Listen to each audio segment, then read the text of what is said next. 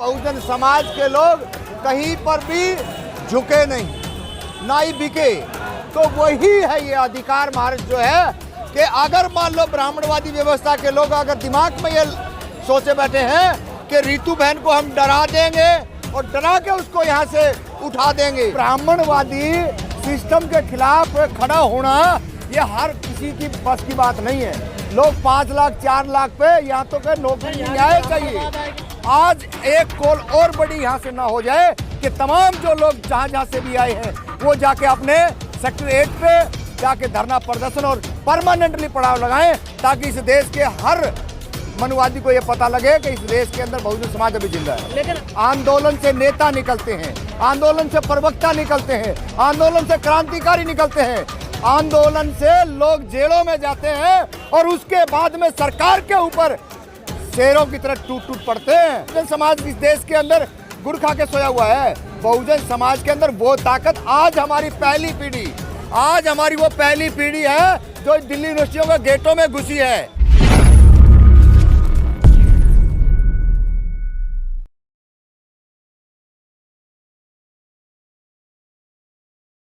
72 दिन हो गए हैं डॉक्टर रितु को धरने पर बैठे हुए, क्या लगता है आपको न्याय मिल पाएगा? देखिए, न्याय बिल्कुल मिलेगा। न्याय अधिकार मार्च आज है, 72 दिन हो चुके हैं और आप पीछे कैमरे के देख सकते हैं सामने कि लोग लगातार चाहे हरियाणा से हो, पंजाब से हो, दिल्ली से हो, तमाम जो न्यायप्रिय लोग हैं वो आज अधिकार मार्च के अंदर शामिल हैं। और इस लड़ाई के अंदर देखिए, बहुत सारी लड़ाइयाँ आप लोगों ने देखी है। सबसे लंबा इस सरकार के अंदर बीजेपी ने जो किया, जो पूरे देश की राजधानी घेर के रखी थी, उसी को लेकर के सरकार डरी नहीं। सरकार ने इतना कुछ आम जनमानस को लूटने का काम किया, उसको हराने का हरासमेंट का काम किया, लेकिन वो इस देश के किसान थे, मजदूर थे, वो डरे नहीं और डटे रहे, दिल्ली को बंद किया। ये जो न्याय अधिकार मार्च है, क्या होगा इससे? क्या देखिए, मैं वही कहना चाह रहा हूँ, इस शाहीन बाग भी हुआ, यहीं पे ही किसान आंदोलन हुआ है, एंड जो ना CNR हुआ है, तमाम सारे आंदोलन हुए, लेकिन ये बहुजन समाज के लोग कहीं पर भी झुके नहीं, ना ही बिके। तो वही है ये अधिकार मार्च जो है कि अगर मान लो ब्राह्मणवादी व्यवस्था के लोग अगर दिमाग में ये सोचे बैठे हैं कि रितु बहन को हम डरा देंगे और डरा के उसको यहाँ से उठा देंगे। और एक चीज़ और तमाम आपके माध्यम से उनको कहना चाह रहा हूँ, इस देश के आम नागरिक को जो इस जंतर मंतर तक नहीं, यहाँ तक नहीं पहुँच रहा है, फैकल्टी 4 नंबर गेट पर दिल्ली यूनिवर्सिटी पर नहीं पहुँच रहे हैं, उनको ये बता देना चाहते हैं कि ये लड़ाई एक ऐतिहासिक लड़ाई है और समाज के हर युवा वर्ग की लड़ाई है। इस लड़ाई के लिए हम लोगों को आगे आना चाहिए और ये लड़ाई तो निश्चित हम जीत के रहेंगे। कोई इसमें किंतु परंतु का कोई 72 दिन में कहाँ पहुँचा ये आंदोलन? देखिए, 72 दिन के अंदर उनको पहली तो FIR दर्ज हुई है। जो चांसलर जो है, प्रिंसिपल, उसके ऊपर FIR होना ये कोई छोटी बात नहीं है। और इतने दिन से डटना, एक ब्राह्मणवादी सिस्टम के खिलाफ खड़ा होना ये हर किसी की बस की बात नहीं है। लोग 5 लाख 4 लाख पे यहाँ तो के नौकरी न्याय चाहिए।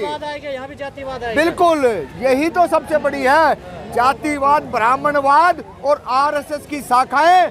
आप दिल्ली फैकल्टी 4 नंबर गेट पे आप देख लेना, 4 बजे अगर ना लगे तो ये सारे का सारा जो है वो डराने की पूरी कोशिश कर रहे हैं, वो खरीदने की पूरी कोशिश कर रहे हैं। लेकिन बहुजन समाज के लोग तमाम तरीके से जो न्यायप्रिय लोग आज भी लड़ रहे हैं और उसका जिंदा जागता उदाहरण है। न्याय मिल पाएगा? बिल्कुल उम्मीद है, न्याय मिलेगा और उसी के लिए लड़ रहे हैं। और आने वाली युवा पीढ़ी को एक संदेश है कि लड़के ही नौकरी नहीं, न्याय चाहिए। क्या नौकरी नहीं, न्याय चाहिए। इसीलिए कह रहे हैं, नौकरी का मामला बाद का है।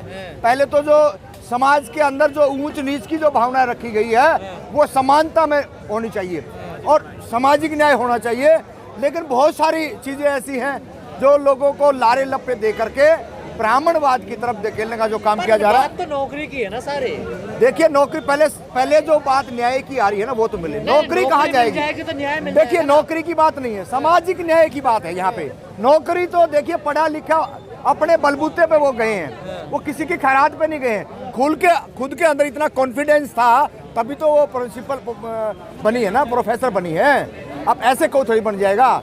आप इस चीज को समझिएगा, नौकरी तो हर जगह मिल जाएगी, लेकिन जो आए दिन बहुजन बच्चों को आत्महत्या पर विवश किया जा रहा है वो न्याय चाहिए, वो सामाजिक न्याय आप चाहिए। प्रिंसिपल की गिरफ्तारी की मांग कर रहे हैं? बिल्कुल गिरफ्तारी की मांग कर रहे हैं और उसको निकालना चाहिए समय रहते। अगर वो ऐसा काम नहीं करते तो ये आंदोलन कहीं ऐसा रूप ना हो जाए।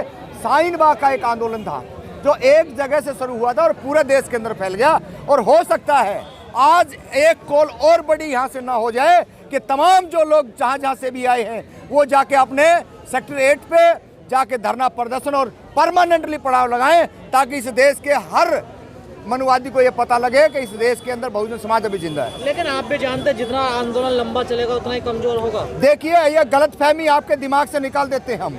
जितने लंबे आंदोलन चले हैं उनका इतिहास है और सरकारों को मुक्की खानी पड़ी है और झुकना पड़ा है। किसी आंदोलन की बात करोगे, एक आंदोलन को आप बता दिए जो लंबा आंदोलन चला और जो आंदोलन खत्म हो गया। आंदोलन से नेता निकलते हैं, आंदोलन से प्रवक्ता निकलते हैं, आंदोलन से क्रांतिकारी निकलते हैं, आंदोलन से लोग जेलों में जाते हैं और उसके बाद में सरकार के ऊपर शेरों की तरह टूट पड़ते हैं। तो नेता निकलेंगे अब यहाँ से? बिल्कुल निकले, क्यों नहीं निकले? नेतागिरी उनके पाप होती है क्या? बीजेपी आरएसएस वालों के है, कांग्रेस वालों के है क्या? बहुजन समाज इस देश के अंदर गुड़ खा के सोया हुआ है। बहुजन समाज के अंदर वो ताकत आज हमारी पहली पीढ़ी है जो दिल्ली यूनिवर्सिटियों के गेटों में घुसी है। हमने तो आज से पहले ना तो प्रेस नोट बनाना आता था, ना हमने ज्ञापन देना आता था, ना हमने भाषण देने आते थे, ना हमने धरने देने आते थे, लेकिन आज हमने सारी चीजें समझ ली है और सीख ली है। इनके हलक में हाथ दे के ने जुबान निकाल लेवांगे अगर हमारे अधिकारों पर हाथ डालेंगे। 72 दिन से कह रहे हैं आप, रोज कहते हैं ये। देखिए 72 दिन से नहीं करे, 72 दिन का रिजल्ट देख लिए। मैं कह रहा हूँ आपके कैमरामैन से बारी कैमरा घुमा के दिखा दें, वो हजारों 5 बटालियन यहाँ की फोर्स लगा रखी है। क्या जरूरत है भाई? जब हमारे अंदर कुछ है ही नहीं तो इतने ये प्रोपगंडे करने की क्या जरूरत है? सुरक्षा व्यवस्था के लिए। अच्छा सुरक्षा व्यवस्था, ये बड़ी अच्छी सुरक्षा व्यवस्था। ये इन्होंने पुलिस को दिखा करके आम जो कमजोर लोग हैं उनको डराने का प्रयास है। आप पता नहीं है, दिल्ली के जंतर मंतर पे बीजेपी सरकार जब से आई है वहां पे पहले तो इन्होंने एक दिन का प्रोटेस्ट करने की इजाजत दी है, उसके बाद में इन्होंने कह दिया शिफ्ट में। मतलब सत्ता में जो बैठे हैं गुंडे मवाली, इन्होंने इस देश के अंदर आम को गुंडा कह रहे हैं। बिल्कुल गुंडा कह रहे हैं, गुंडा है। 2002 का हत्यारा नहीं है क्या? बाबरी मस्जिद के अंदर ये गए थे बाबरी मस्जिद ढाने के लिए, वहां पे क्या हुआ? कोर्ट ने तो क्लीन चिट दे दी। कोर्ट ने क्लीन चिट दे दी। आप ये देखिए ना हुआ क्या? कोर्ट ने क्लीन चिट दे दी। क्या कहा कोर्ट ने? ये राम का कोई अस्तित्व नहीं है। हम चलिए उन बातों में नहीं जाना चाह रहे हैं, हम फिर भी यही कहना चाह रहे हैं, इस देश के अंदर जब मनुस्मृति को दहन बाबा साहब ने किया था, आज उसी की संतान ने, उसी की औलादें सीख कर कह रही है अब ये ब्राह्मणवाद मनुवाद नहीं चलेगा, न्याय हम संविधान से चल रहा है, मनुस्मृति से चल रहा है। देखिए देश संविधान से चल रहा है तभी हम खड़े हैं। हमने कहा ना संविधान में से कैसे कैसे शब्द निकाल के और ये इस देश को क्या बनाना चाह रहे हैं। आप लोगों को नहीं पता क्या? विश्व गुरु बनाना चाह रही है। विश्व गुरु नहीं है, इस देश को आतंकवादी बना चुका है। आरएसएस के लोग आए दिन दलितों के बच्चों, पिछड़ों के बच्चे, मुसलमानों के बच्चों को नू दंगे में जाकर निकलते हैं। आप जाके ना अभी मणिपुर दंगे में देखिए क्या हो रहा है।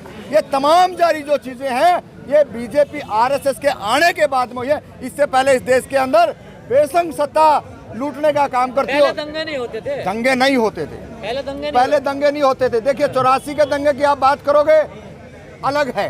आप जाके ना उन दंगे की बात करिए ना जो बीजेपी आरएसएस जो दहशत का माहौल कर रही है और सिरेआम बहन बेटियों के घरों से। कांग्रेस ठीक है आपके लिए? नहीं, देखिए हम कांग्रेस के कोई वकील नहीं हैं। कांग्रेस ने अगर समय रहते हुए गोधरा के हत्यारों को अगर उनका मर्डर करा दिया होता तो आज ये दिन का ना कांग्रेस ने देखने पड़ते और ना इस देश की जनता ने देखने पड़ते।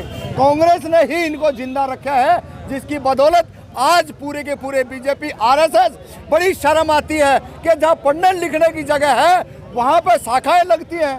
और मैं तो तमाम ये स्टूडेंट उनको इस बात को समझना चाहिए, आने वाले टाइम के अंदर बहुत बुरे हालात हो जाएंगे। 2024 के चुनाव पे क्या असर पड़ेगा इस आंदोलन का? देखिए 2024 के ऊपर आंदोलन से असर पड़ेगा वो एक अलग मामला है, लेकिन 2024 के अंदर बीजेपी का बिल्कुल खात्मा होने वाला है। गठबंधन की जहां तक बात है, तमाम सारे विपक्षी पार्टियां, क्षेत्रीय दल हैं, वो एक जगह आकर के और जरूर इस बीजेपी को भगाने का काम करें। डॉक्टर रितु का समर्थन बीएसपी वाले भी करने आ रहे हैं लगातार कई बार। देखिए ये सामाजिक न्याय की लड़ाई है, यहाँ पर सबका वेलकम है। आप बीएसपी वाले आए, कांग्रेस वाले आए, जेजेपी वाले आए, और हम तो उनको निकम्मे नालायक जलीलों को भी कह रहे हैं, आरएसएस बीजेपी वालों को भी कह रहे हैं, आइए तुम्हारे अंदर थोड़ी न्यायप्रिय लोग हो तो आप करिए समर्थन, क्योंकि वो कर नहीं सकते कथनी, और बिल्कुल आएंगे, आए हैं। सभी लोगों को आना चाहिए, जहाँ न्याय की बात हो, बहन बेटियों पे जुल्म की बात हो, तो सभी लोग शाहीन बाग की तरह खड़े होना चाहिए। और इस आज के आंदोलन से, न्याय अधिकार मार्च से आज ये साबित होगा कि तमाम जो न्यायप्रिय जो लोग आए हैं वो जाके अपने अपने जिले में इसी तरीके से धरना दे परमानेंटली। जब तक ये धरना यहाँ चलेगा तब तक धरना तमाम पूरे देश के, चाहे बिहार हो, हरियाणा हो, पंजाब हो, केरला हो, सभी जगह धरने लगने चाहिए।